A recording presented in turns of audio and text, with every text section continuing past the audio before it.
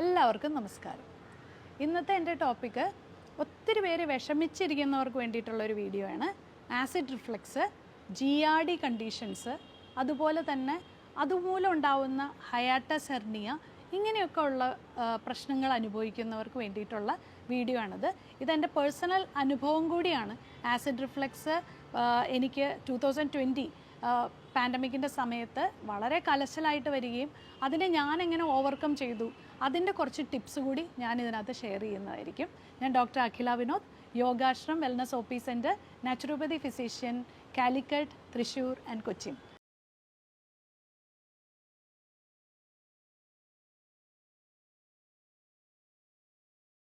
അപ്പം നമുക്ക് നമ്മുടെ വീഡിയോയിലേക്ക് കടക്കാം. നമ്മളുടെ മെയിനായിട്ട് ആസിഡ് റിഫ്ലക്സ് എന്ന് പറയുമ്പോൾ അപ്പർ GI ട്രാക്ട്, അതായത് നമ്മളുടെ വയറിൻ്റെ മുകൾ ഭാഗത്തേക്ക് നമ്മൾക്ക് നല്ല പോലെ പാൽപിറ്റേഷൻ വരിക, രാത്രി കിടന്നുറങ്ങാൻ വയ്യാതെ വരിക. അപ്പം ഞാൻ ഈ ലക്ഷണങ്ങളെ പറ്റി പറയുമ്പോൾ നിങ്ങൾ ഏത് കാറ്റഗറിയിലാണെന്ന് നിങ്ങൾക്ക് മനസ്സിലാക്കാനും കൂടി സാധിക്കും. നമുക്ക് രാത്രി ഒട്ടും കിടന്നുറങ്ങാൻ പറ്റില്ല, നമുക്ക് ഇങ്ങനെ ആകെ കൂടി 30 വരുന്ന ഒരവസ്ഥ. അതേപോലെ തന്നെ നമുക്ക് ബ്രീത്ത് ചെയ്യാനായിട്ട് നമുക്ക് ഭയങ്കര ഹെവി ആയിട്ട് തോന്നുന്ന ഒരു സിറ്റുവേഷൻ. അതേപോലെ തന്നെ എന്ത് കഴിച്ചാലും നമുക്ക് ആഹാരം കഴിക്കാൻ പറ്റുന്നില്ല. ആഹാരം കഴിച്ചാൽ തന്നെ നമുക്ക് അസിഡിറ്റി, ചില ആൾക്കാരിൽ അസിഡിറ്റി ഇങ്ങനെ കയറി വരുന്ന ഒരു ഇത് വരും. ചിലവർ ഒമിറ്റ് ചെയ്യും, ചിലവർക്ക് ഭയങ്കരമായ ഗ്യാസ്, ബ്ലോട്ടിങ് എന്ന് വേണ്ട കുറേ അസ്വസ്ഥതകളാണ് ഈ ഒരു GERD കണ്ടീഷൻ്റെ മെയിനായിട്ടുള്ള ലക്ഷണങ്ങൾ എന്ന് പറയുന്നത്. അത് കൂടാതെ വേറെ സൈഡായിട്ട് വരുന്ന വേറെ കുറച്ച് പ്രശ്നങ്ങൾ എന്ന് പറഞ്ഞു കഴിഞ്ഞാൽ നമ്മുടെ തലമുടി കൊഴിയുക, അതുപോലെ ചെറിയ ചെറിയ കാര്യങ്ങൾക്ക് പോലും ഭയങ്കരമായ ആങ്സൈറ്റി, വളരെ സെൻസിറ്റീവ് ആവുക, തൊട്ടേനും പിടിച്ചതിനൊക്കെ കരയുക എന്ന് പറയും. അതുപോലെ തന്നെ ചിലവർക്ക് ഭയങ്കര ദേഷ്യം വരിക, പിന്നെ നമുക്ക് ഒന്നിനോടും ഒരു ഫോക്കസ് കിട്ടാതിരിക്കുക. ഇതൊക്കെ നമുക്ക് അതിൻ്റെ ഒരു മൈൻഡ് റിലേറ്റഡ് ആയിട്ടുള്ള ഇഷ്യൂസ്. ഇത് ആരോട് പറഞ്ഞാലും അവർക്കൊട്ടും മനസ്സിലാവുകയില്ല എന്നുള്ളൊരു കണ്ടീഷനിലൂടെ ആയിരിക്കും ഈ പേഷ്യൻസ് എല്ലാം കടന്നു പോകുന്നത്. അവരിപ്പോൾ ഈ പറഞ്ഞ പോലെ ഒരു ഡോക്ടറിനെ കാണുമ്പോൾ തന്നെ അവർ മൈൻഡ് റിലേറ്റഡ് ആയിട്ട് പറയുമ്പോഴത്തേക്ക് നേരെ നിങ്ങൾ സൈക്യാട്രിയിലേക്ക് പൊക്കോ, നിങ്ങൾക്ക് തലയ്ക്ക് എന്തോ പ്രശ്നമാണ് എന്നുള്ള രീതിയിലേക്ക് അതിനെ ഇത് ചെയ്യും. പക്ഷെ അത് വയറിൽ നിന്നുണ്ടാവുന്ന ഒരു പ്രശ്നമാണെന്ന് പലപ്പോഴും പലരും തിരിച്ചറിയുന്നില്ല എന്നുള്ളതാണ് അതിൻ്റെ വാസ്തവം എന്ന് പറയുന്നത്. ഇത് വളരെ ക്ഷമയോടുകൂടി ട്രീറ്റ് ചെയ്യേണ്ട ഒന്നാണ്. അത് നമുക്ക് ഇതിനാകെ കൂടിയുള്ളൊരു പോംവഴി എന്ന് പറയുന്ന ഡയറ്റ് മാത്രമാണ്. എനിക്ക് ഈ ഒരു അനുഭവം വന്നപ്പോൾ എൻ്റെ 2 നേരമുള്ള എൻ്റെ യോഗ പ്രാക്ടീസ്, അതായത് ഞാൻ യോഗ സെഷൻസ് ഓൺലൈനിൽ കൂടെ എടുക്കുന്നത് കൊണ്ട് എൻ്റെ ഒരു മെൻ്റൽ ഹെൽത്തിനെ ഇത് ബാധിച്ചില്ല.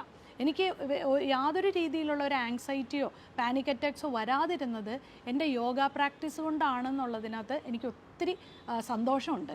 കാരണം ഞാൻ കാണുന്ന എൻ്റെ മുമ്പിൽ വരുന്ന ഒത്തിരി കരയുന്ന പേഷ്യൻസ് എല്ലാം തന്നെ അവർ മാനസികമായിട്ട് എനിക്കെങ്ങനെയെങ്കിലും മരിച്ചാൽ മതി ഡോക്ടറെ എന്നുള്ള സിറ്റുവേഷനിലാണ് നമ്മുടെ അടുത്തേക്ക് വരുന്നത്. ഞാൻ ഈ കാണുന്ന ഈ ആസിഡ് റിഫ്ലക്സ് ഇത് ചെയ്യുന്ന, ഇപ്പോൾ ചിലവർ പറയും നിങ്ങൾക്കൊന്ന് ചുരുക്കി പറഞ്ഞുകൂടെ. ഇത് ചുരുക്കി പറയാൻ പറ്റുന്ന ടോപ്പിക്കല്ല. ഇത് അനുഭവിക്കുന്നവർ മാത്രം ഈ വീഡിയോ കണ്ടാൽ മതി. കാരണം ഇത് അനുഭവിക്കുന്നവർക്ക് മാത്രം ഇത് വ്യക്തമായിട്ട് ഇതിനെപ്പറ്റി ഒന്ന് അറിഞ്ഞാൽ കൊള്ളാമെന്ന് അവർക്ക് ആഗ്രഹം ഉണ്ടാവും. അവർക്ക് വേണ്ടി മാത്രമാണ് ഈ വീഡിയോ. അപ്പോൾ നമ്മൾ ആദ്യം മനസ്സിലാക്കേണ്ടതെന്ന് വെച്ചാൽ നമ്മളുടെ വയറിലുള്ള ഒരു വാൽവ്, അതിന് ACV വാൽവ് എന്ന് പറയും. ഈ വാൽവ് നമ്മൾ ആഹാരം കഴിക്കുമ്പോൾ ഇത് തുറക്കുകയും, അതായത് ഇങ്ങനെയാണ് ആ വാൽവ് ഇരിക്കുന്നത്. അപ്പോൾ അത് ആഹാരം കഴിക്കുമ്പോൾ ഇത് തുറക്കും, എന്നിട്ട് ആഹാരം കടന്നു പോകും. അത് കഴിഞ്ഞ് ആഹാരം കടന്നു പോയി കഴിയുമ്പോൾ ഇത് അടയും. ഇതാണ് നമ്മുടെ നോർമൽ പ്രക്രിയ. ഈ വാൽവ് ലൂസായി കഴിയുമ്പോഴത്തേക്കും കുറച്ച് നേരം കഴിഞ്ഞ് ആഹാരം ഒക്കെ ഡൈജഷൻ നടന്നുകൊണ്ടിരിക്കുന്ന സമയത്ത് ഈ അടപ്പ് പോലെയുള്ളത് തുറന്നു പോയി കഴിഞ്ഞാൽ ഇത് നേരെ തിരിച്ച് കയറി വരും. ആ ആസിഡ് കയറി വരുന്ന ഒരു അവസ്ഥ എന്ന് പറയുന്നത് നമുക്ക് ചിന്തിക്കാൻ പോലും പറ്റാത്ത അസ്വസ്ഥതയായിരിക്കും ആ സമയത്ത് വരുന്നത്. അപ്പോൾ അത് കയറി വരുമ്പോൾ നമുക്ക് നമ്മളുടെ ഈ മുഴുവൻ ഈസോഫാജസ് മുഴുവൻ നമുക്ക് ഭയങ്കരമായ എരിച്ചിൽ, എന്തോ മുകളിലേക്ക് കയറി വരുന്നതിൻ്റെ ഒരു വെപ്രാളം, നെഞ്ചുവേദന. നമ്മൾ വിചാരിക്കും നമുക്ക് എന്തോ ഹാർട്ട് അറ്റാക്കാന്ന് വിചാരിച്ചിട്ട് നമ്മൾ പോയി ECG വരെ എടുത്തു നോക്കും. അങ്ങനെയുള്ള എല്ലാ കാര്യങ്ങളും നമ്മൾ ചെയ്തു പോകും. കാരണം ഇത് മുഴുവൻ വരുന്ന നമ്മുടെ ഹാർട്ട് റേറ്റ് കൂടും, ബ്രീത്തിങ് റേറ്റ് കൂടും, നമുക്ക് നെഞ്ചുവേദന എടുക്കും, അങ്ങനെയുള്ള ഒത്തിരി പ്രശ്നങ്ങൾ ഇതിനകത്ത് വരും. പിന്നെ ഒരു കാര്യം മനസ്സിലാക്കുക, ഇതിനകത്ത് നമ്മളുടെ വൈറ്റമിൻ D ഇവരിൽ കുറഞ്ഞിരിക്കുക. അതായത് കൂടുതലും ഇത് കാണുന്നത് ഇരുന്ന് ജോലി ചെയ്യുന്നവരും, അതുപോലെ തന്നെ നമ്മൾക്ക് ലോക്ക്ഡൗൺ വന്ന സമയത്തുമാണ് ഇത് ഏറ്റവും കൂടുതൽ ആൾക്കാരിൽ കണ്ടുവന്നൊരു സമയം.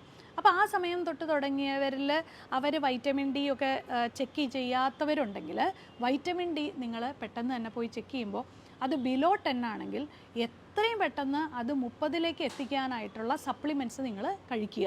അപ്പോൾ നമ്മൾ വിചാരിക്കണോ ഞാൻ ഇഷ്ടംപോലെ അങ്ങ് വെയിൽ കൊണ്ടോളാം, വെയിൽ കൊണ്ട് കഴിഞ്ഞാൽ നിങ്ങൾ കരിഞ്ഞു പോകുന്നല്ലാതെ വേറെ ഒരു ഗുണം അതുകൊണ്ട് ഉണ്ടാവില്ല. കാരണം എന്താണെന്ന് വെച്ചാൽ നിങ്ങളുടെ വയറിൻ്റെ അബ്സോർഷൻ കറക്റ്റായിട്ട് വന്നാൽ മാത്രമേ vitamin D, vitamin B12, iron ഇതൊക്കെ നിങ്ങളുടെ ശരീരത്തിൽ ശരിയായ അളവിൽ അബ്സോർബ് ആവുള്ളൂ.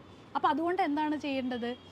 ആദ്യം തന്നെ നല്ലൊരു ഡയറ്റ്, അതായത് പ്രോബയോട്ടിക്, രാവിലെ തന്നെ പഴങ്കഞ്ഞി കുടിക്കുക. പഴങ്കഞ്ഞി ഒരു 15 ദിവസം നിങ്ങൾ ചെയ്തു നോക്കിക്കോ, നല്ല രീതിയിലുള്ള വ്യത്യാസം നിങ്ങൾക്ക് വരും. അതുപോലെ തന്നെ നിങ്ങളുടെ കറികളിലും എല്ലാത്തിലും നിങ്ങൾ നന്നായിട്ട് തൈര് കൂടി ആഡ് ചെയ്യാനായിട്ട് ശ്രമിക്കുക. മൂന്നാമത്തെ കാര്യം, ഉപ്പിലിട്ട നെല്ലിക്ക, അതുപോലെ തന്നെ അങ്ങനെയുള്ള ഫെർമെൻറ്റഡ് ആയിട്ടുള്ള നാടൻ പിക്കിൾസില്ലേ, മുളക് പൊടിയൊന്നും ഇടാത്ത പിക്കിൾസ്, അതൊക്കെ നിങ്ങൾക്ക് കഴിക്കാം. എരിവ്, അതുപോലെ തന്നെ പുളി, മുളക് പൊടി, ഇതെല്ലാം ഒന്ന് കുറച്ച് നാളത്തേക്ക് മാറ്റി വയ്ക്കുക. അതേപോലെ തന്നെ നല്ലപോലെ സീസണലായിട്ടുള്ള ഫ്രൂട്ട്സ് കഴിക്കുക. പിന്നെ രാത്രിയൊക്കെ ആയി കഴിയുമ്പോൾ ചെറുതായിട്ട് കഞ്ഞി മാത്രം കുടിക്കുക. കുറച്ച് മെഴുക്ക് പുരട്ടിയും അല്ലെങ്കിൽ ഓട്സിൻ്റെ കഞ്ഞി കുടിക്കുക. പാല്, ഗോതമ്പ്, മൈദ, അതുപോലെ തന്നെ പ്രോസസ്ഡ് ആയിട്ടുള്ള ഫുഡ്സ്, പുറത്തുനിന്ന് മേടിക്കുന്ന ആഹാരം എല്ലാം കംപ്ലീറ്റ്ലി നിർത്തുക. ഇങ്ങനെ മാത്രം നിങ്ങളൊന്ന് ചെയ്തു നോക്കൂ. ഒരു 15 ദിവസം കൊണ്ട് തന്നെ നിങ്ങൾക്ക് നല്ല രീതിയിലുള്ള ആശ്വാസം കിട്ടും. പിന്നെ തേങ്ങാപ്പാൽ കൊണ്ടുള്ള കറികൾ, അതായത് നമ്മുടെ ഓലൻ, അവിയൽ, ഇങ്ങനത്തെ സാധനങ്ങളെല്ലാം കഴിക്കുക. ചിക്കനും മീറ്റ്സും ഇതൊക്കെ കുറച്ച് നാളത്തേക്കൊന്ന് മാറ്റി വയ്ക്കുക. പക്ഷേ എല്ലാം നിങ്ങൾക്ക് കഴിക്കാറാവും. ഒരു രീതിയിലും നിങ്ങൾ ഇതിനകത്ത് വിഷമിക്കേണ്ട ആവശ്യമില്ല. 100% ഇത് റിവേഴ്സിബിളാണ്. അത് കൂടാതെ എക്സസൈസുകളും ചെയ്യുക. കാരണം നിങ്ങളുടെ ഇവിടെയുള്ള ഡയഫ്രോം, അതുപോലെ തന്നെ സ്റ്റൊമക്കും ഇങ്ങനെ ഒട്ടിയിരിക്കുമ്പോൾ നമ്മളുടെ സ്റ്റൊമക്ക് വാൾ കുറച്ചൊന്ന് പ്രൊജക്റ്റ് ചെയ്ത് നിൽക്കും. അതിനെയാണ് ഹൈറ്റസ് ഹെർണിയ എന്ന് പറയുന്നത്. അത് വലിയൊരു പ്രശ്നമായിട്ടൊന്നും നിങ്ങൾ എടുക്കേണ്ട കാര്യമില്ല. ഈ ഹൈറ്റസ് ഹെർണിയ നമുക്ക് ബ്രീത്തിങ് എക്സസൈസ് വെച്ചും പ്രാണായാമം വെച്ചും അതുപോലെ നല്ല പോലെ ഇങ്ങനത്തെ മൂവ്മെൻറ്റ്സ് വെച്ചിട്ടുള്ള ബ്രീത്തിങ് എക്സസൈസ് വെച്ചാൽ സുഖമായിട്ട് ഹൈറ്റസ് ഹെർണിയെ നമുക്ക് മാറ്റിയെടുക്കാം. അപ്പോൾ നല്ല ചിട്ടയായ ആഹാരം, പ്രോബയോട്ടിക്കുകൾ, പ്രീ ആൻഡ് പ്രോബയോട്ടിക്കുകൾ നിങ്ങൾക്ക് ഫാർമസിയിൽ ചോദിച്ചാൽ കിട്ടും. വൈറ്റമിൻ ഡി ചെക്ക് ചെയ്തിട്ട് വൈറ്റമിൻ ഡിയുടെ ഡെഫിഷ്യൻസി മാറ്റുക. അതേപോലെ തന്നെ ഈ പറഞ്ഞ എക്സസൈസുകളും കുറച്ചൊക്കെ ഒന്ന് വാക്കിങ് ചെയ്യാൻ പോവുക. ഇങ്ങനത്തെ കാര്യങ്ങൾ ചെയ്തു കഴിഞ്ഞാൽ തീർച്ചയായിട്ടും നിങ്ങൾക്ക് ഒരാഴ്ച കൊണ്ട് തന്നെ, 15 ദിവസമൊന്നും വേണ്ട, ഒരാഴ്ച കൊണ്ട് തന്നെ ഇത് മാറുന്നതായിട്ട് നിങ്ങൾക്ക് കാണാനായിട്ട് സാധിക്കും. അപ്പോൾ ഈ പറഞ്ഞ കാര്യങ്ങൾ, അതായത് മൈൻഡിൻ്റെ എല്ലാ പ്രശ്നങ്ങളും വൈറ്റമിൻ ഡി കൊണ്ടും യോഗ കൊണ്ടും നിങ്ങൾ മാറ്റുക. ആഹാരത്തിലുള്ള ഈ പറഞ്ഞ പോലെ എരിച്ചിൽ, പുളിച്ചിൽ, ഇങ്ങനത്തെ ഉള്ള എല്ലാം വന്നു കഴിഞ്ഞാൽ ഗട്ട് ഫ്രണ്ട്ലി, അതായത് നമ്മുടെ വയറിൻ്റെ സന്തുലിതാവസ്ഥ നമ്മൾ നന്നായിട്ട് ഒന്ന് ചിട്ടയായിട്ടുള്ള ആഹാരത്തിലൂടെ നമുക്കത് മാറ്റിവെക്കാൻ പറ്റും. അതേപോലെ തന്നെ H. പൈലോറി ബാക്ടീരിയ അതുണ്ടെങ്കിൽ മാത്രം നിങ്ങൾക്ക് അതിൻ്റെ പ്രോപ്പറായിട്ടുള്ള ഒരു ട്രീറ്റ്മെൻറ്റ് പ്രോട്ടോക്കോളിലേക്ക് കിടക്കണം. അപ്പോൾ നിങ്ങൾക്ക് വേറൊരു ടെസ്റ്റ് കൂടി, ഏതൊക്കെ ടെസ്റ്റുകളാണ് ചെയ്യേണ്ടതെന്ന് ഞാൻ പറഞ്ഞുതരാം.